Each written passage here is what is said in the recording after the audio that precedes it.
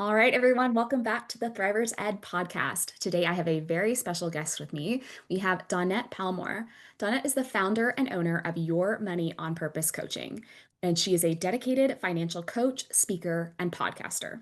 Now, her mission is to empower professional and entrepreneurial women who earn substantial incomes but struggle with managing their finances effectively. Dawnette helps these women take control of their money without compromising their lifestyle, enabling them to lead financially stress-free lives. Drawing from her own financial missteps, Dawnette discovers the power of maintaining a vision-focused approach rather than just simply adhering to a budget. And this shift has allowed her to overcome debt, save, and invest for the future, all while enjoying the things that she loves. Since 2015, Dawnette has positively impacted the lives of hundreds of women, guiding them to create thriving and profitable businesses, live life on their own terms, and achieve financial peace. Beyond her coaching endeavors, Dawnette is also a passionate podcaster and speaker. And when she's not out there empowering other women, she can be found enjoying quality time with her friends and family. Dawnette, welcome to the show. Thank you so much. I'm so happy to be here. I'm so excited about this topic. I mean, who isn't? Who doesn't love money, right? Like we all need more money. But before we jump into more money, I'm really interested in hearing about these financial missteps. So, how is it that you became a money coach to begin with? Yeah, so I've been a small business owner for, gosh, now 24 years. And we get into business and I actually just kind of fell into it. Mm, It wasn't planned. My husband's like, "Oh, we're going to start our own business doing this." And I was like, "Okay." But you learn as you go, and so we had been in business a while and I was like, "Okay, we're making some pretty good money here. Why are we in debt? mm, Why isn't any saved? Like, what are we doing?" I feel like we're essentially living paycheck to paycheck. It's like deposit to deposit, right? Like, when is the next check coming in? What is the next deposit coming in? And it gets overwhelming, and you just get so tired, and you're transferring money. And I was like, I have to make a change because this is not working. And so I began to do some research, just like we all do, right? And I found some systems and processes that made it so simple and so doable that I was like, I have to share this with everybody. So what kind of systems and processes are we talking about? Like I'm already, excited, especially I think for me, a lot of that income is those hills and valleys, right? Like especially Mm, if you have bigger programs, people pay in full, you're very excited, and then that means there's not really anything coming in until that next kind of pay in full thing. So what are we doing to kind of ease some of that up and down or what other processes you really been helpful yes. for you? Yeah. And I love that you said hills and valley because that's what I call the fund, a hills and valley. Preparing for those times. So when we're in the high times, we need to be preparing for when we there's going to be a low time. So if we have an abundance, let's put some of that abundance away. So when we're less abundant, we can smooth the road out as much as possible. And so really getting, I started with pen and paper. Make it simple. Start with pen and paper. Now I use a spreadsheet, but pen and paper is what I started with, knowing where my money was going, what was coming in, what was going out. So we have to get in there and categorize, right? We have to look at it, which I know can be really, really hard, and uncomfortable, and we don't want to. But, and I felt the same way. I didn't want to look because we think, well, if I just out earn it, if I just keep earning, it's going to fix my problem. But the problem is that we keep spending the money and we never get control of it. So we have to stop and take back our power and our control by finding out where it's going and what we want it to do. I'm so glad you said that even with the pen and paper because I'm not even imagining, I've had conversations with people and they don't actually know what they're bringing in month to month, right? They Mhm. probably don't know how much they're spending, and that's always a bit shocking. But even to not know what's coming in, how can you proactively manage if you're not even aware of what you even have or what you're expecting to be spending going out? So I'm imagining that's probably a similar problem that you see coming up with your clients a lot. Are there some of these other kind of big red flags that they should be doing kind of right off the start? Yeah, yeah. Like I said, it's uncomfortable. We're afraid. But when we actually, the you face your fears, right? You just face it. And sometimes we find out it's really not as bad as we thought. Sometimes we find out we're making a lot more money than we thought we were making. And maybe we weren't spending as much as we thought. But so much stuff gets uncovered that it gives us back power to be able to fix it. So maybe there's subscriptions that we don't use anymore, we need to get rid of. Mm, Um, Sometimes those free subscriptions expire, and mm, before we know it, um, it's charging our card. I know when I switched over from a bunch of platforms to one platform, it saved me so much money when I Yeah. was able to do that. So it also frees up our mind to be able to say, oh, am I really using that? Does this platform do this? I mean, it opens up so much and we can get super deep into it. Yeah, I mean, this is actually something I recently started doing for myself because I am a person that will sign up for a lot of the tools. I'm usually very good about canceling. It's very rare that I get that, oh, your card's just been charged if it's not something I'm committed to. But when you start to play with more and more things, it's harder to keep track of them all. So I actually recently set up an audit in my to-do list and my ClickUp. And so I have every piece of software that's in there and it's scheduled for before I'm about to get the charge to go in and say, is this still serving me? Is there perhaps something else I'm using? There's a lot of one and done services and platforms out there that I could move to if I wanted to. But that is something that I found incredibly helpful recently. Is there something else that you would recommend to kind of keep track of everything? That is so smart. First of all, that's great. I mean, if we can go back to the basics, right? Pen and paper, that's what you do. You write it down, you check it out. That's the way we don't forget because we have so much stuff going on. We have so many hats. We're doing so many things. And we're going to think, okay, in 2 weeks, I'm going to cancel this. And then it's like, why did I get charged for this? And it's like day 15. Yeah, And you're just like, oh no, I forgot. I yeah. literally write notes, post-it notes, so that I could remember, go check and cancel this if you're not going to use it. Yeah. Yeah, that's a really good idea. I've started, I my business card lets you create like one-off charges, like one-off cards, so that you can use this one time. It's a one-time use only thing. And so when Okay. they try to charge it again, it's like, oh, your payment failed. I'm like, okay, good, because I don't really need this anymore. I've done that a couple times too. There's just little things you can do to set up and prepare yourself. But getting back to the hills and valleys, I'm curious. I think a lot of times we just think if I had more money, I would be able to solve these problems. But I think that doesn't always play out in reality, right? At least in my opinion, the more you're making, the more expenses somehow seem to happen. Is that true? How do we manage that? Of just this, well, if we just had more money, everything would be fixed. Yeah, so they call that lifestyle creep. Okay. So as our income increases, our lifestyle tends to increase. And again, we just have to go back and pay attention. And this is where, goal setting, which I'm sure you talk to a lot of your clients about, right? We have to set goals. Those goals are our targets. They're going to be our drivers. They're the reason that we're going to do everything. And we're going to bring everything we do in alignment with them. If it's not in alignment, it goes, right? It gets Mhm. canceled. It Mhm. gets on the one and done card, whatever it needs to happen. Um, and that's why we said, okay, I have this much more money. What are my goals? Can I go to another goal? Do I need to save? Am I at this goal? Like, we really have to be, again, getting back to the basics, pen and paper, writing it down, looking at it. That is what's going to keep us in control. So we have an awareness of what's coming in, what's going out. I think that's very key. We're starting to focus on the goals. What would be our next step in there? The next step would really be making a plan and sticking to it. A plan with your money. We have Mm. goals. Now we need to make a plan with our money. Meaning, I don't like to use the word budget. So if you guys look at my stuff, I never say budget. I say spending plan because we're making a plan with our money. This is where we get to tell our money where to go. So we're looking at what our expenses are, what we have left over, and then we get to make decisions. With this leftover, what can I do? Now I can say, okay, this is my next goal. How do I make this happen? And I know we're like, oh my gosh, nobody wants to track, but we have to, guys. We have to.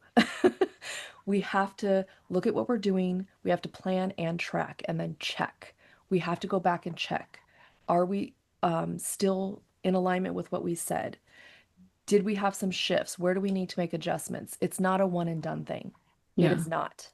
We've been talking about a lot of things that I think are more, I don't know if the right word is kind of technical, but maybe there's like mistakes, quote unquote, that we're making. We're not aware of the money that we have going in. Maybe we're not even aware of our goals. We're accidentally signing up for things and forgetting to cancel them. But I'm sure that there are either missteps or missed opportunities that are happening, not necessarily because like a failure to act, but just some kind of baggage that we're bringing in, whether from a Mm. child or things that have been happening, beliefs that we have. What are some things that you see pop up with your clients? Oh goodness, do we have a lot of baggage? Do we bring in a lot of baggage? So, it really is all mindset, right? It's really what's playing in the back of our head, and we don't know if we don't become aware. So just like our money, we have to get an awareness of what's coming in, what's going out.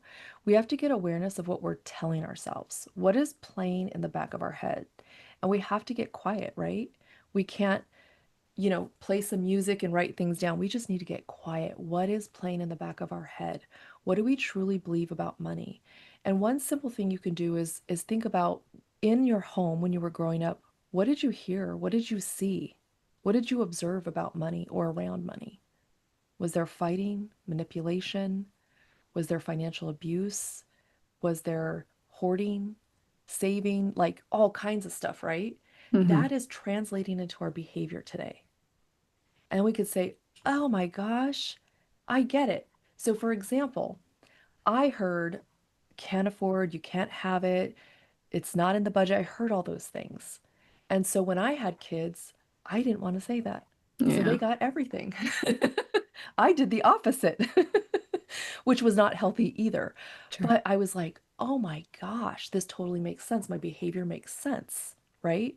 So then we can make sense of our behavior and say, okay, this is not what I want my story to be. I have the power to change it. So then we get to rewrite our story. I can definitely think of a few beliefs that I have, and I'll share them with you, I think, in a second. But are there some other common that you said that you took that, you can't have it, there's not enough type of mindset, and you wanted to give your children the opposite experience? Are there other really common reframes that you hear coming up over and over again with your clients? Um, One is they'll be like they heard the same thing, can't afford, Mm, can't have it, or it was extreme. They spent everything, um, and it's going to have two effects, right? Either you're going to do this, repeat the same behavior, or you're going to do the opposite of the behavior. yeah. So if they saw their parents or parent or their guardians spending all the money, they may do the same thing, or they may hoard all the money. But then we get this poverty mindset, right? We get a mindset where we're not investing in our business or we're not investing in ourselves. I think I have a little bit of both. And I think it's from my parents. Both my parents came up with a rather difficult childhood where there was not enough, right? And they approached it from two different ways, exactly like you're saying. One parent was decided that she deserves it, right? Like, I need all this stuff. I didn't get to have it. I'm entitled to it. Now I work hard. I have the money here. Why should I not enjoy it? The other parent wants to save, recognizing that there are times of scarcity. And so I am a person that saves and splurges, right? I deserve it. I need these things. I can see how investing in things can have a return. But then there's also that fear of what, that poverty mindset. What if there's not something else coming back in? And so I have this little bit of split personality in my own money Yep. approaches that I've been trying to work through. Yeah. Yeah. Totally get that. And Yeah. that's totally normal. But again, you have awareness of it, so you get to change it. And also, when you're one of those thoughts are coming up you don't necessarily want to feed into, you can just journal. You can Hmm. talk to yourself. Why am I feeling this way? Is it because I had something emotional happen? I had a bad day? Like, what is going on? I noticed that um, so my grandson, when we go to Target, he gets one thing. I've trained him like, you could pick one thing. And he's like, pick one. So we were backing into our parking spot and my car stopped. The steering wheel was done. And I was like, oh my gosh, what just happened? I couldn't even put it in park. I was terrified. Oh, And so I'm calling my husband, I'm doing all this stuff. So I was like, okay, well, let's go into Target while we wait for the tow truck to come and get us and take us where we need to go. Well, I let him put 5 things in there because of my emotional state. And yeah. when I stopped and I was like, oh, I have to be careful when I've had something emotional happen when I go into a store. Yeah. So I recognized my emotions also affect the way that I shop or I spend. And thank God everything was okay. Some little clip broke and we were good, but recognizing that stuff in ourselves.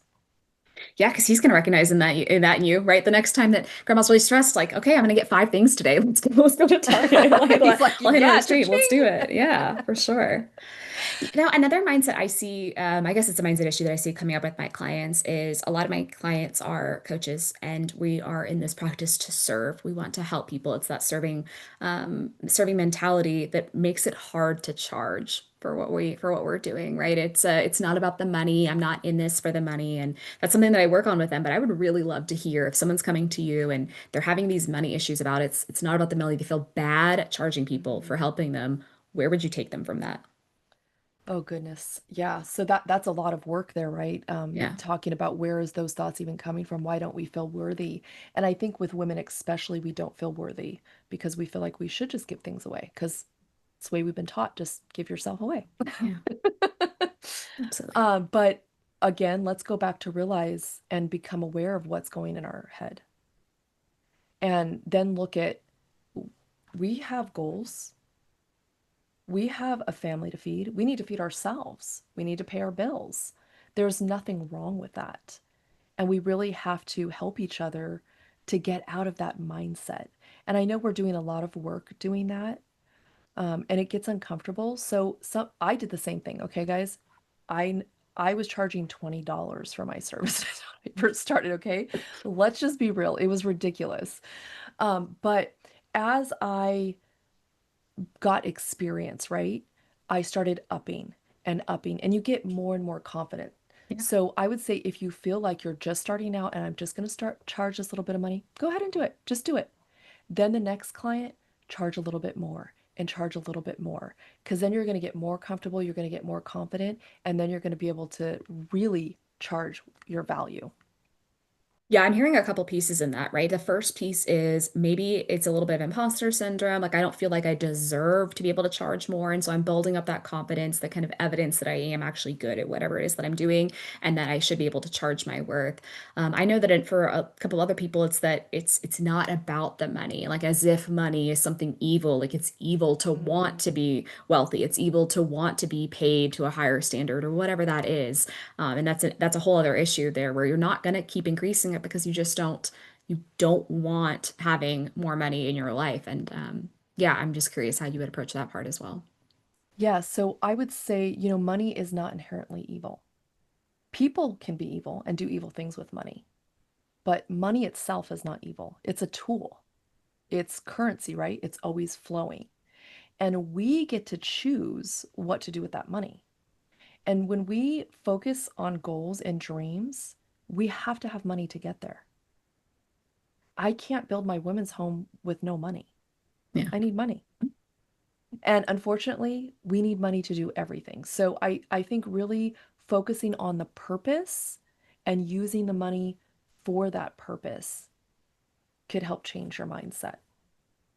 I'm glad you said that. That's where I've been going, and I'm not a money coach, so I'm glad I'm somewhat aligned for at least for some of the smaller problems. But yeah, recognizing that money is power. That is how you are able to affect more change. You're able to help more people when you are charging for your services because then you can support yourself so that you're able to focus, right? So I think it's really important to kind of recognize that it's not, like you said, it's not inherently evil. It is a means to an end, and you get to decide what that end is. It doesn't have to necessarily be buy a bunch of stuff from Amazon. It could be being able to support more people going forward Mhm. because you do charge more. So, yeah, we're talking a little bit about charging. So, if people are just thrown with prices, that's another question that comes up. I just don't know what to charge. There's, part of it of I don't know what I'm worth necessarily, but just in general, how do we set prices? What's your approach to that?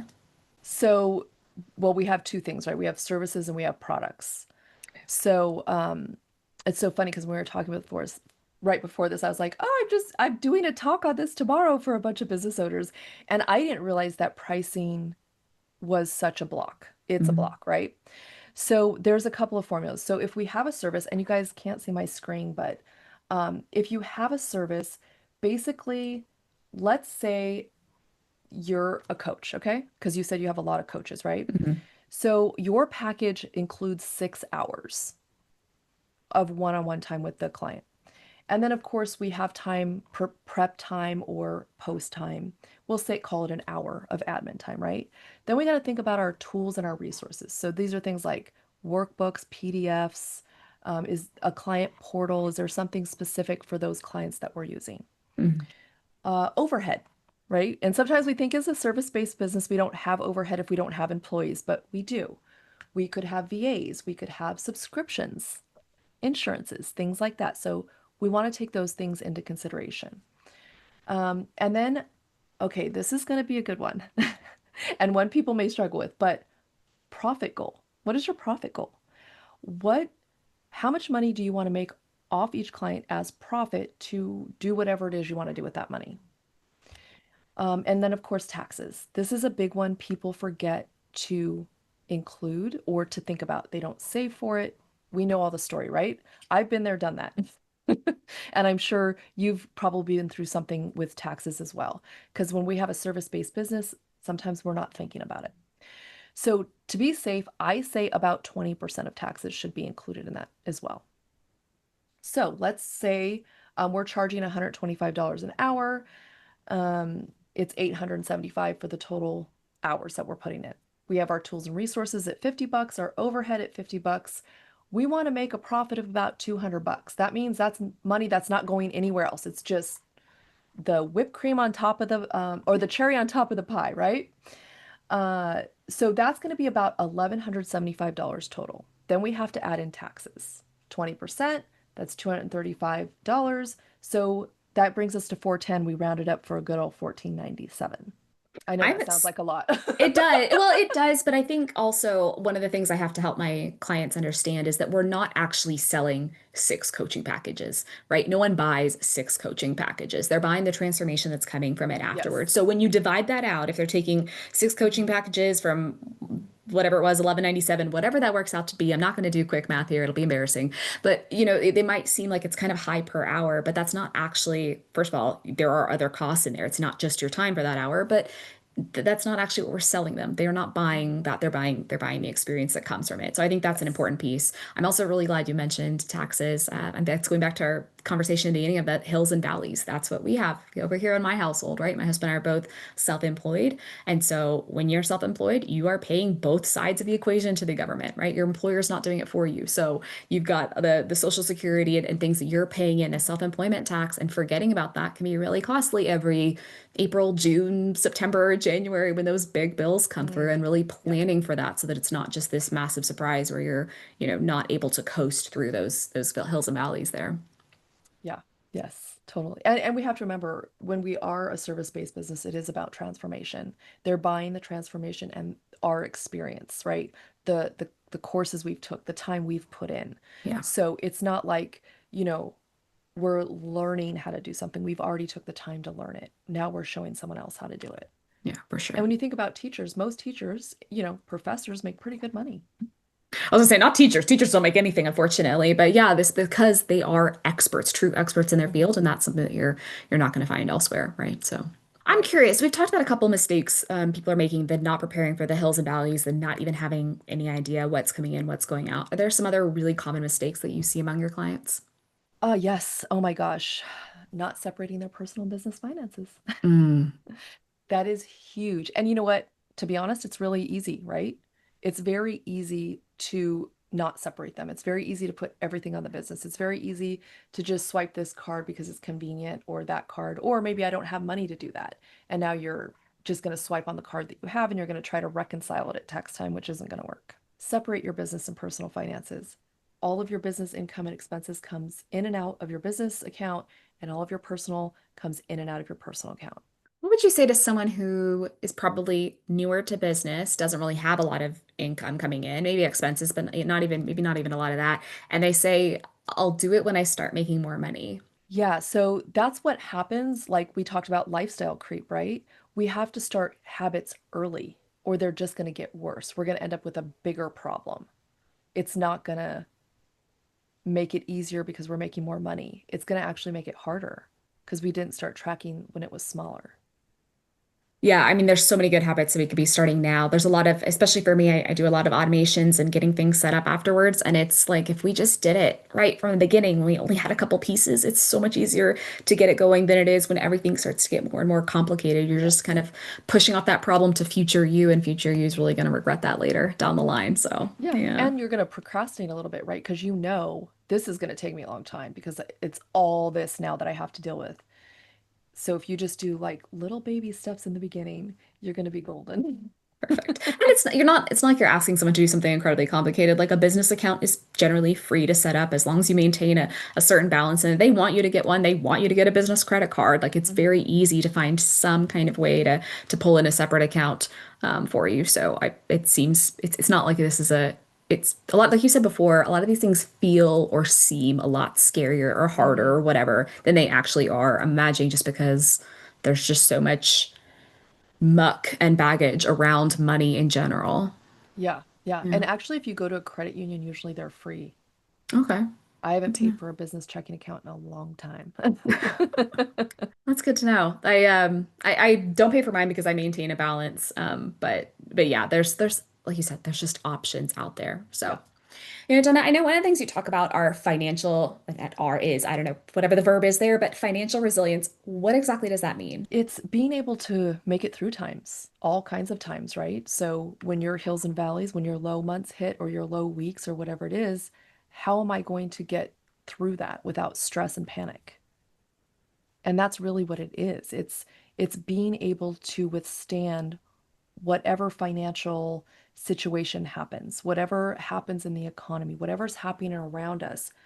We've done all the right things with our money. We've gotten things in order that we don't have to stress out about it. We could just keep focused on our purpose and our clients and moving forward. So, am I understanding you correctly in that it's not just having the systems in place, but also like, I guess, the emotional resilience to Mhm. handle Yes. money not coming in, money not going out, or whatever the situation may be? Yes, absolutely. Okay. And I think I'm trying to think of the statistics. I think it's 82% of businesses close because of cash flow issues. And it's not because they're not making money, it's because they're not managing their money. Mhm. And that breaks my heart. And I'm sure it breaks yours too, because you help a lot of business people. And it just shouldn't be, it doesn't need to be. Yeah.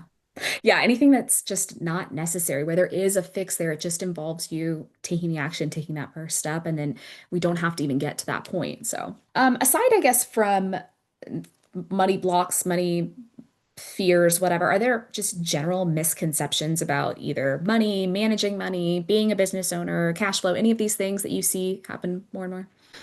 Well, one is, we think when we get control of our money, like I said, the word budget, people think, oh gosh, I got a budget. That means I can't, Mm. or I'm going to be restricted, or I feel controlled. And so when we change our language to a spending plan, it changes that because now we're in control. And this is really just about control. Either you're going to control your money or it's going to control you. You get to I choose. Yeah, I'm sorry, I froze there for a second because I was having this kind of insight there of before you said, I don't like to use the word money or I don't like to use the word budget. I use the word financial plan.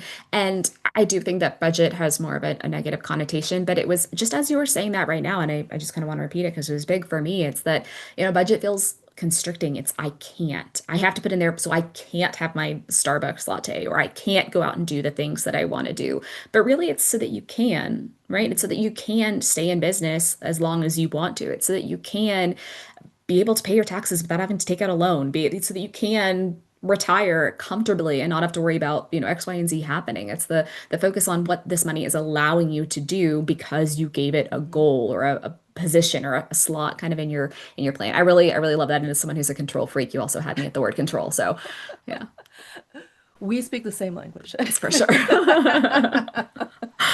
That probably Well, comes from childhood as well. Well, and I think there's something, to be said if you're going to be starting your own business, that there is some aspect of wanting to be able to control things. There's a reason I left corporate and it's Yeah. being able to do the things that I want to do, but we have to set ourselves up to succeed in doing that. Otherwise, we're going to find ourselves right back at corporate, right? So, Yeah. Donette, tell me if we're convinced now, managing our money is important, being aware of our money is important, what do we need to start with? How can we take this and actually do something with this today? Good question. You can just start small. So, how about if you just start with one business expense? Just categorize one business expense. There's software, there's subscriptions, there's all different kinds of things, but just write it down. Look at your bank statement and say, oh, that's a client lunch. Okay. This way you get familiar with and comfortable with looking at the numbers. And you don't have to think, oh my gosh, all these transactions, how am I going to categorize this? Just start with the first one you see. Hey, maybe it's a deposit. You could just write deposit, Perfect. Love that money coming in. right? Yeah. That's super simple. Um, Another thing I would say is to rename your one of your business bank accounts. So if you don't have a business banking account, please get one. We talked about that. But you also need a business savings account. We need one for tax savings, right? We can call it tax savings. Let's put that 20% away if you're not running a payroll or that already. Put that money away every time you get paid because guess what? Unfortunately, 20% of the money does not belong to us. We have to pay our dues, right? So important. I think it's so easy to forget, like we said before, but just so important that that is part of it. When you're charging it, that has to be accounted for in your pricing. Otherwise, you might find yourself short at the end, right? Yeah. Yeah. And then I would say set a timer and review your last business purchase. And it's one, looking at this stuff is not to beat ourselves up. Never. That's not what we're doing. We always look in the rear view mirror as to see how far we've come, right? But we're Mm, looking forward. So we just want to see, okay, this was our behavior, but now we can change it. So just look at your last business purchase. Say, was it necessary? Did it bring me a return on my investment? Would I buy that again? And just kind of analyze it a little bit, but don't judge yourself for it. And just journal it or whatever, and just ask yourself questions and then leave it alone. yeah.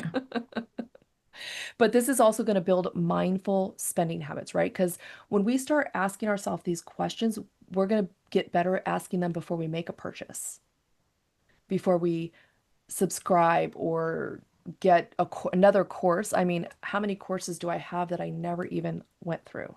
Yeah. No. So I don't do any more courses. I have to do live stuff. Otherwise, I'm not going to do it. I learned that about myself. And then the Yeah. question is, do I have enough time to do this course live? So we get to start asking ourselves questions and really analyzing before we make a purchase we end up regretting. Sorry, go Oh, ahead. I was just gonna say, I love that car analogy that we're throwing in here, right? So you've got the rearview mirror of seeing what it was that we're doing, but we're focusing on going forward. And then my brain kept going with that of the defensive driving, right? You start to be a little bit more aware of what's coming at you so that you can kind of hit it before, well, not hit it, but be aware of it before you're going on, Yeah. right? Is this something I need to continue doing, or is that kind of a lesson learned? And maybe next time I'll swerve around these kind of distractions or whatever they are on the side. Love that. Yes, I love it. That's great. I'm going to start throwing those in there. We start becoming aware of everybody else on the road. Oh, seriously, goodness. And then I would say add one income or expense entry to your tracker. So whether you're just writing it down or you have an app or you have a spreadsheet, nothing has to be complicated to start. Like I said, just start getting familiar with it, right? Just log it in there, put one entry from today, and then close it. This is going to start developing our habit of looking every day, just a little bit every day, just writing something down every day. And it's going to help us to be habitual about it, right? Because we have to build a habit of looking at our money. Have to. Yeah. And then the last thing I would say would be write down your next revenue goal, right? So, what is it? How much money do you want to make? How much money do you need, one, to run your personal finances, right? Because they're separate. We're two Mm, separate entities. We should be paying ourselves because we didn't go into business to not get paid. So what does that look like? And then what are some other things? How much money do we want to make in our business? How many lives? I mean, we can even change it to how many lives do we want to change? We want to change 200 this year. Okay, well, I charge 14.97 times 200. Bam, that's my revenue goal for this year. Now, what's next year? Like, we can change the way that we look at stuff, and what drives us, right? Because we're all different. Some people are driven by the dollars, some people are driven by the impact. Whichever way, it's not right or wrong. Unless you're ripping people off and you're not bringing them value, that's wrong. I'm going to clarify that. fair. But if you want to see the numbers, that's fine. If you want to see the lives change, that's fine too. Whatever it is that motivates you, focus on that. I love that. I really like the vision of my goal is actually tied to the impact. For a lot of people, that's going to be really important when you're doing this, not necessarily for the dollars. Even if you are, knowing that what you're doing has an impact there and using that as your North Star. That's what I'm aiming for, and that's going to determine all the decisions that I'm making through. I think that's been really, really helpful. You've given us some really great tips on kind of where to go, very practical and actionable, which is totally my style. So someone's listening to this, they've gotten their auction plan, but maybe they need a little bit more support. How can they reach you? How can they get in contact with you? Yeah, you can find me on all the places at Your Money on Purpose. I'm on Instagram, I'm on LinkedIn, Facebook, my website. Everything's Your Money on Purpose. Made it super easy. Perfect. Perfect. Donna, thank you so much for joining me today. It's been an absolute pleasure. I'm so glad we had this conversation. Thank you so much for having me.